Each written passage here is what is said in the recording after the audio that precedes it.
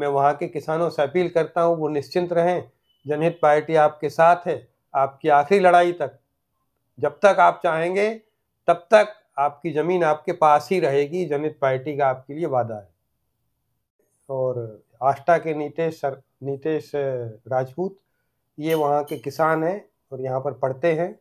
अभी वहाँ पर क्यों तुम्हारे यहाँ एक रिफाइनरी के प्रोजेक्ट का आया था मामला, न्यूज़ पढ़ने में कुछ किसान उसको लेके परेशान थे, क्या है वो विषय? भाई साहब, वो एक्चुअल में एक एथन केकन प्लांट है गेल कंपनी का, जो कि वहाँ पर आष्टा के जो एरिया है आसपास 10 से 12 गांव, बागीर, भटोनी और इस भौरा, ऐसे गांव हैं जिनके किसानों की लगभग 350 हेक्टेयर जमीन उसमें अधिग्रहित की जा रही है। टोटल मिला के वो 850 हेक्टेयर का पूरा प्लांट आ रहा है वहां पर।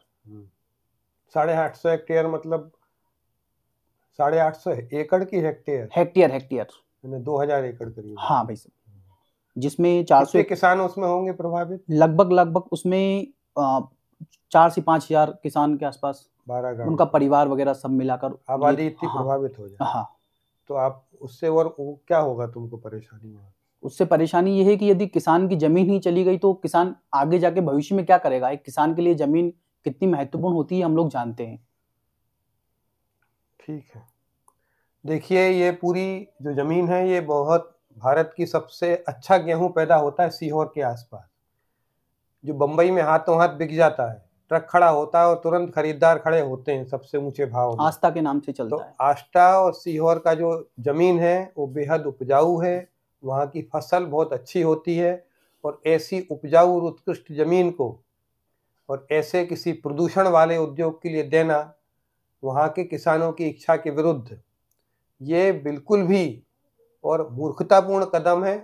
और जनता के लिए और देश के लिए, अनाज की वैसे भी इस साल देश में हमने देखा था कुछ कमी रही थी उत्पादन में, तो ऐसे संकट काल में ऐसी उपजाऊ जमीन पर उद्योग लगाना ठीक नहीं है। उद्योग के लिए कोई दूसरी ऐसी जमीन जहाँ पर कुछ नहीं होता है वो चुन लें, और किसानों की इच्छा के विरुद्ध भूमि का ऐसा अधिग्रहण करना उपजाऊ जमीन का, ये जनहित पार्टी पूरी तौर से विरोध करती है। और विकास के लिए ध्यान रखें कि किसी भी स्थिति में और पानी, पहाड़ और जंगल और अनाज, इससे किसी भी रूप में समझौता नहीं किया जाए।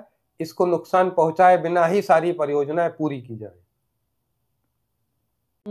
क्या प्रयास कर सकते हैं हमारे तरफ से, हम क्या प्रयास कर सकते हैं इसको? भाई देखिए, आप लोग वहां पर सारे किसान इकट्ठे हों, जनहित पार्टी आपके साथ है, और अपनी आवाज़ सरकार के पास शांतिपूर्ण तरीके से ले जाएंगे। जनहित पार्टी आएगी वहाँ पर, अपन धरना देंगे वहाँ पे ना आष्टा में, विधिवत सबके हस्ताक्षर कराइए सारे किसानों के। एक मांग पत्र हम देंगे, ये बैनर हम देंगे जिसमें स्पष्ट लिखा है कृषि भूमि का अधिग्रहण नहीं होना चाहिए, और सबकी हस्ताक्षर युक्त ज्ञापन देने अपन वहाँ के कलेक्टर को चलेंगे, वहाँ एसडीएम के कार्यालय के सामने आष्टा में धरना दे देंगे। मैं वहाँ के किसानों से अपील करता हूँ वो निश्चिंत रहें, जनहित पार्टी आपके साथ है, आपकी आखिरी लड़ाई तक।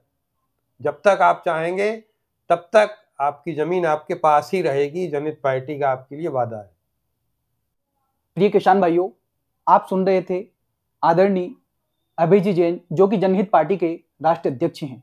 भाई साहब ने जिस प्रकार से इस मुद्दे को समझा, भाई साहब ने जो पूरी विधि बताई कि किस तरीके से वो इसका विरोध करेंगे और क्या क्या चीजें इसमें हो सकती है, उन सब का हम लोग मिलकर भरसक प्रयास करेंगे। जय हिंद, जय भारत।